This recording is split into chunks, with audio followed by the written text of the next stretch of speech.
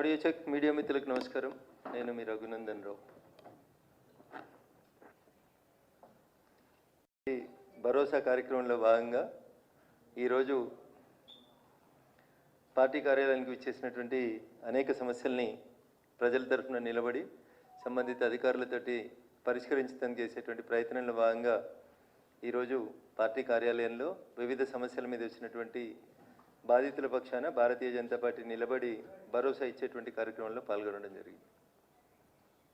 గత 2 రోజులుగా ఈ రాష్ట్రంలో జరుగుతున్నటువంటి పరిణామాలు, రాష్ట్ర రాజకీయాల్లో జరుగుతున్నటువంటి మాటల గురించి మాట్లాడకుండా నా పని నేను చేసుకుని పోదామని అనుకున్నాను యాక్చువల్గా.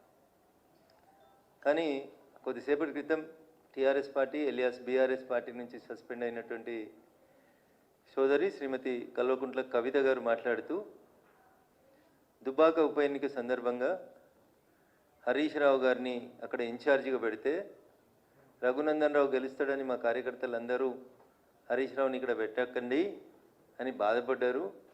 అయినా మేము హరీష్ రావుని అక్కడ పెట్టడం వల్లనే పరోక్షంగా ఏం చెప్తుంది రఘునందన్ రావు గెలిచిండు అనేటువంటి అర్థం వచ్చేలా మాట్లాడతాను.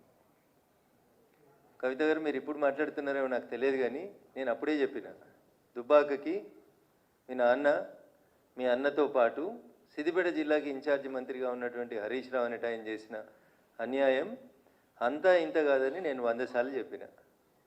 దుబ్బాకకి అన్యాయం జరుగుతుంది, వచ్చిన ప్రతి రూపాయి అయితే గజ్వేల్ పోతుంది, లేకపోతే సిరిసిల్ల పోతుంది, లేకపోతే సిద్దిపేటకు పోతుంది, మధ్యలో దుబ్బాకకు అన్యాయం జరుగుతుందని దుబ్బాక నియోజకవర్గ ప్రజలు 100 సార్లు చెప్పిండ్రు. మీరు ఇవాళ అదే మాట కొత్తగా చెప్తూ దానివల్లనే ఏదో జరిగింది అన్నట్టు చెప్తా ఉన్నారు. అది నిజం. ఆ రోజు నేను మాట్లాడితే టీఆర్ఎస్ మీద ఏదో రఘునందన్ రావు కోపంతో మాట్లాడిందని అనుకున్నారు. But it is a fact.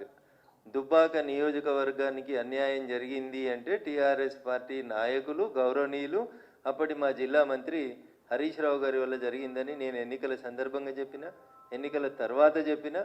Dubbaka ప్రజలు ఇప్పటికైనా దయచేసి దాన్ని అర్థం చేసుకోవాలని చెప్పి కోరుకుంటా ఉన్నాను. ఇది 100% నిజం. దుబ్బాక ప్రజలు మార్పు కోరుకున్నారు. మీ కుటుంబ పాలన వద్దనుకున్నారు, మీ అవినీతి పాలన వద్దనుకున్నారు, దుబ్బాక నియోజకవర్గం మీద హరీష్ రావు గారి పెత్తనం వద్దనుకున్నారు. అందుకనే దుబ్బాక ప్రజలు స్వచ్ఛంగా మనస్ఫూర్తిగా ఓటేస్తే రఘునందన్ రావు గెలిచిండు తప్ప ఎవరి దయా దాక్షిణ్యాలతో రఘునందన్ రావు ఆ ఉప ఎన్నికలలో గెలవలేదు. 100% దుబ్బాక నియోజకవర్గ ప్రజలు మార్పు కోరుకున్నారు. హరీష్ రావు గారు దుబ్బాకకు చేస్తున్నటువంటి అన్యాయానికి వ్యతిరేకంగా రఘునందన్ రావు కొట్లాడగలుగుతాడు అని విశ్వసించారు కాబట్టే నాకు ఓటేసిరు తప్ప ఇంకొకటి కాదు. ఇక మీ కుటుంబ పంచాయతీలో మా పేర్లు, అందరి పేర్లు కూడా మీరు మాట్లాడుకుంటూ పోయినారు.